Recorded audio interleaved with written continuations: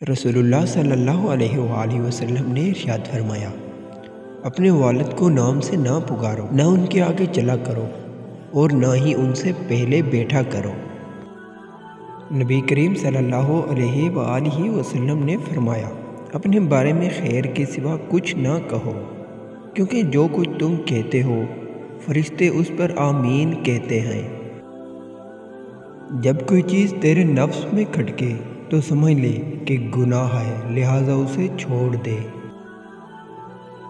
اے اللہ، جو انسان ہمارے چینل کو سبسکرائب کرے تجھے تیرے نبی کا واسطہ اس کی ہر مشکل دور کر دے، آمین۔